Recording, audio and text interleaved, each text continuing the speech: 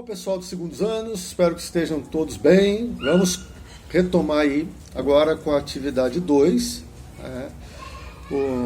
Na atividade 1, vocês perceberam aí que alguns fatores, como a crise econômica, a crise do escravismo, provocaram um processo de enfraquecimento interno do Império Romano, né? Geraram uma crise econômica que enfraqueceu o Império Romano, e isso diminuiu a proteção das fronteiras, a defesa das fronteiras, e isso estimulou migrações de povos que viviam além dessas fronteiras. Os chamados povos bárbaros, os estrangeiros, começam a migrar em direção do Império Romano. Esses dois fenômenos aí vão contribuir para o enfraquecimento constante do Império, levando à crise. Hoje nós vamos ver um período, né, que começa com essas invasões e com essa crise, chamado de Baixo Império. Então, é o período final do Império Romano. Bom, essas crises, tanto a crise do escravismo, a crise econômica, quanto as invasões bárbaras, migrações bárbaras, elas encontraram uma certa resistência de alguns imperadores, né? Vários tentaram combater esses fenômenos, tentaram evitar a desestruturação do Império. Mas não teve jeito. Com o tempo, o Império foi se enfraquecendo e chegou um momento que ele simplesmente, pelo menos parte dele, simplesmente acaba.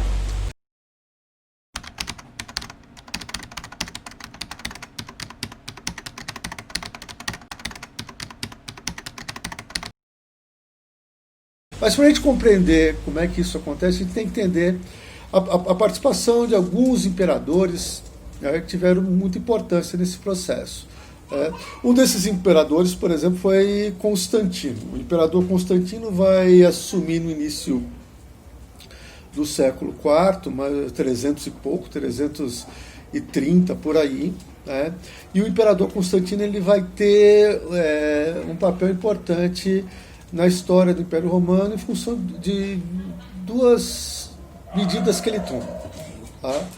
Uma das medidas foi da liberdade de culto aos cristãos. Então vamos entender como é que isso aconteceu. Na época que o Constantino assume o comando de Roma, o Império já está bastante enfraquecido. E tem um problema, está dividido religiosamente. Uma boa parcela da população segue o cristianismo e seguia. Naquela época, o cristianismo trazia uma mensagem de paz. Então, naquela época, o cristianismo falava que você tem que oferecer a outra face quando você é agredido, nada de vingança, era uma mensagem de paz. E os cristãos se recusavam a servir o exército, por exemplo, tomar parte em atos de violência. Então, isso era difícil, com uma boa parcela da população sendo cristã, já embora não pudesse praticar livremente a sua religião, era difícil fortalecer o exército.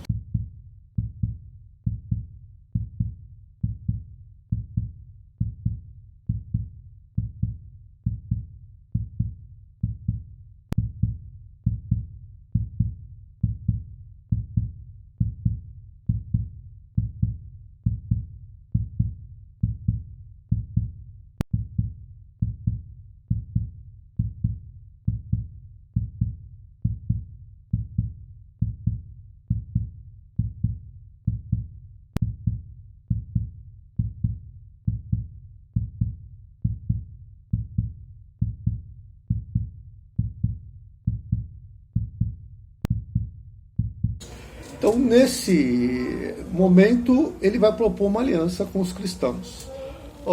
Cristãos, vocês abandonam essa resistência de se integrar ao exército romano, que eu dou liberdade de culto para vocês. E foi feito isso. Os cristãos, então, passaram a fazer parte do exército romano e, em troca, o Constantino cumpriu a parte dele. Ele deu, com o Édito de Milão, é a lei que deu liberdade de culto aos cristãos. É importante perceber que, nesse momento, o Constantino percebe que Roma está numa situação muito difícil ali naquela posição em que ela se localizava geograficamente. A capital do Império estava numa região muito vulnerável, poucas defesas naturais. E aí ele vai tomar, além do Edito de Milão, que ele vai dar liberdade de culto aos cristãos, ele vai tomar a iniciativa de mudar a capital do Império. Sobre a cidade de Bizâncio, lá na Grécia, ele vai fundar uma nova cidade, que, como ele era modesto, ele batizou de Constantinopla, a cidade de Constantino. E vai mudar a capital do Império Romano para Constantinopla. Então, Roma deixa de ser, sob o governo de Constantino, Roma deixa de ser a capital do Império Romano. E essa capital se torna a cidade de Constantinopla, que a gente vai estudar com mais atenção na próxima atividade, quando a gente falar do Império Bizantino.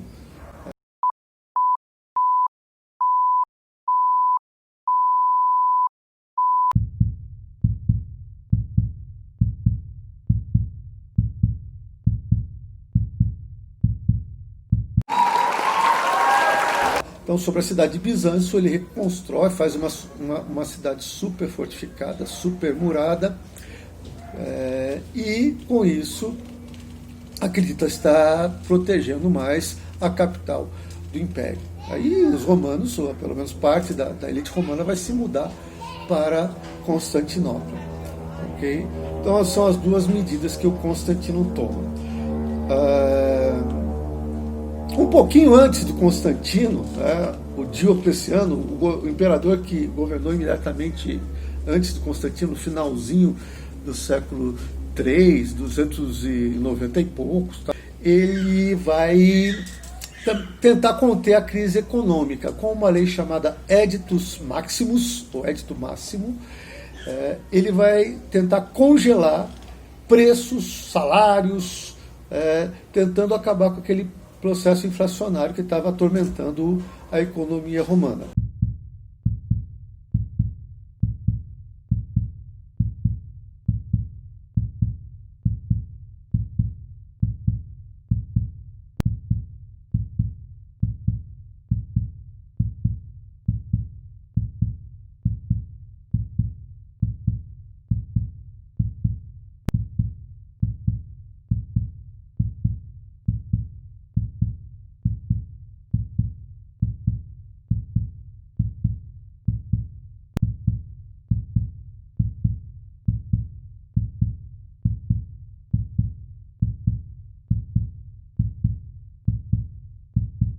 Mas não deu certo, obviamente, né? Conter a inflação a partir de uma lei que congele preços e salários não costuma ser muito eficaz, né? Eu passei isso daí no começo dos anos 80, 1986, né? Eu já tinha meus 20 anos e havia uma inflação muito grande naquela época, a inflação chegava a quase 100% ao mês. Isso quer dizer que se uma coisa custava R$10 esse mês, no mês seguinte custava 20, no outro 40, no outro 80, no final do ano já estava custando já 300.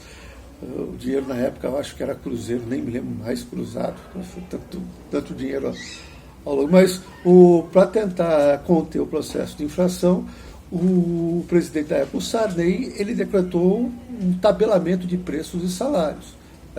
O que muita gente passou a não querer vender os produtos pelo valor que estava estipulado na tabela e começou a faltar produto.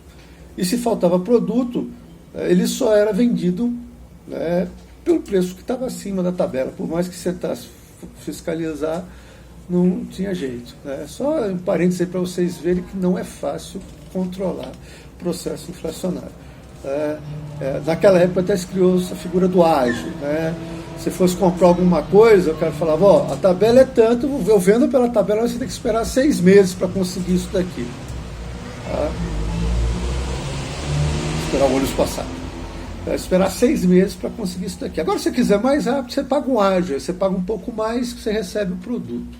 Então não deu muito certo na época do Cruzado. Também, lá na Roma Antiga, na época do Diocleciano, também não deu certo esse controle de preços.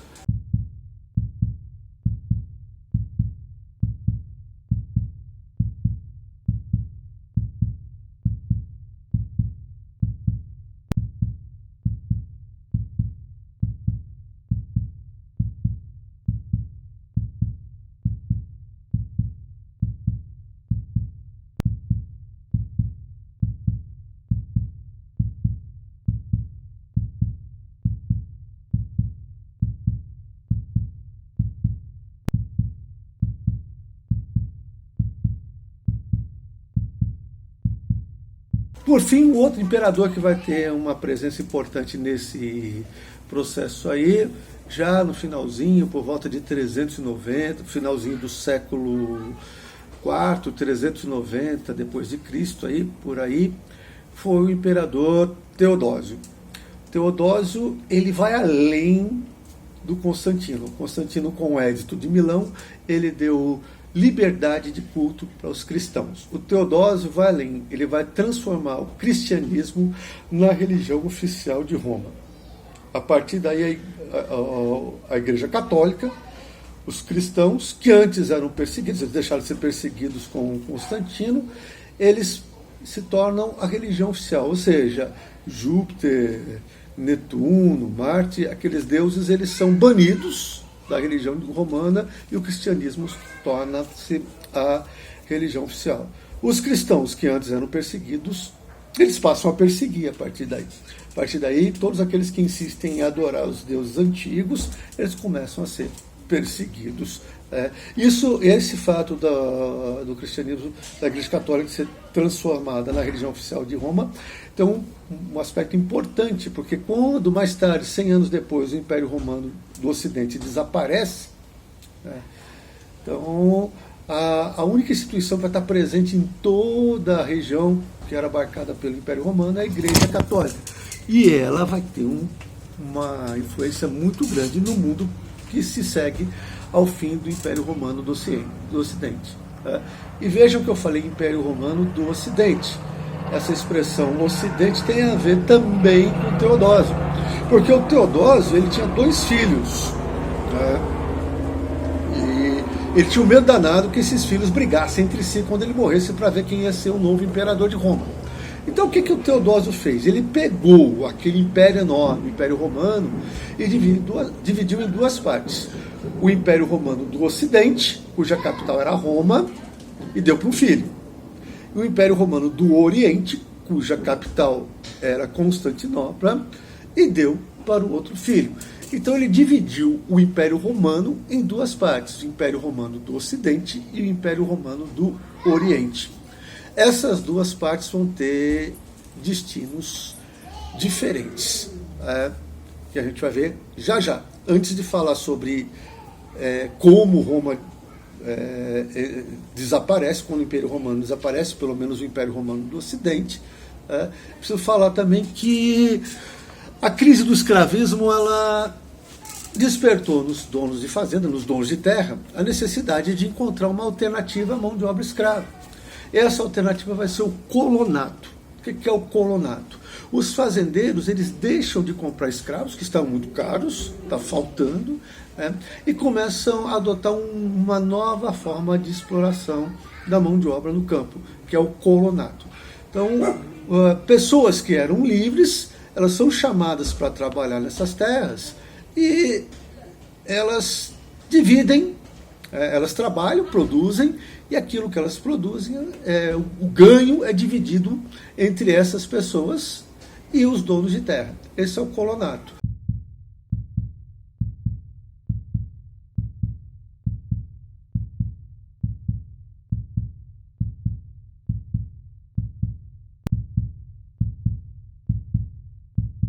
Então as pessoas não são mais escravas. Em algumas regiões as pessoas não são mais escravas, elas se tornam colonos. Algumas tribos germânicas, por exemplo, se fixaram dentro das migrações bárbaras como colonos pacificamente em parte do território do Império. trabalhando, produzindo e entregando parte daquilo que eles produziam para os donos da terra. Foi uma maneira de tentar evitar os efeitos ruins para a produção da crise do escravismo. E isso vai ter um impacto na sociedade que se segue ao Império Romano. Mas para frente, quando a gente falar dos servos feudais, qual é a origem dos servos feudais? A origem dos servos feudais vai ser nesses camponeses que não são mais escravos, num determinado momento eles são livres, e trabalham entregando para o dono da terra parte daquilo que eles produzem. Essa vai ser a origem dos servos medievais. Mas como a pessoa tinha liberdade, ela podia sair da terra quando ela bem entendesse. E isso irritava um pouco os imperadores, que tentavam controlar o fluxo migratório dentro do império. Então, se tinha um problema climático numa região, as pessoas abandonavam as terras e iam para cidades, lotavam cidades, e isso gerava problemas. Então, tentando evitar essa migração das pessoas das cidades,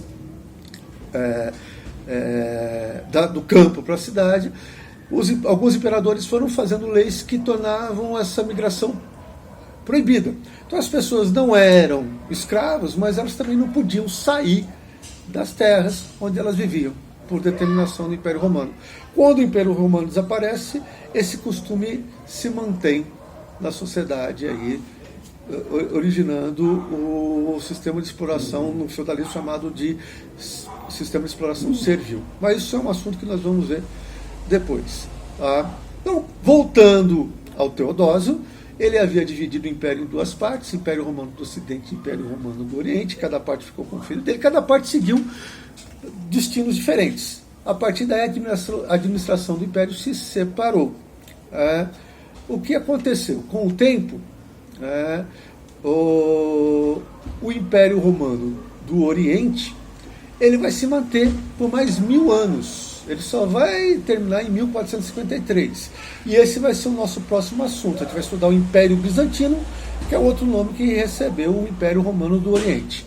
Já o Império Romano do Ocidente não vai suportar as migrações bárbaras, e em 476 depois de Cristo, um povo chamado Érulo, um povo bárbaro, Érulo, os Érulos, invadiram a Roma, comandados por um rei chamado Odoacro, e esse rei matou o último imperador romano do Ocidente, chamado Rômulo Augusto.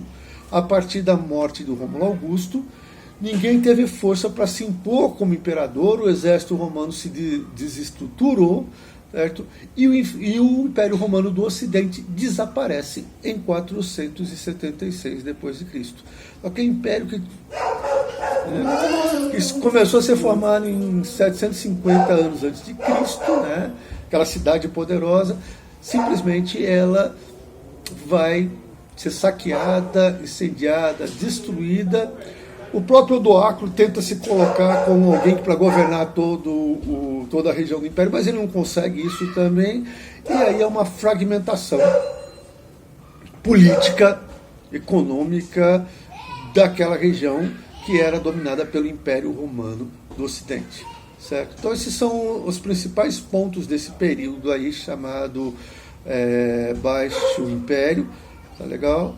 E faço agora as atividades. Na próxima semana a gente vai estudar melhor o que aconteceu no Império Romano do Oriente, ou seja, o Império Bizantino. Boa semana para vocês, até lá!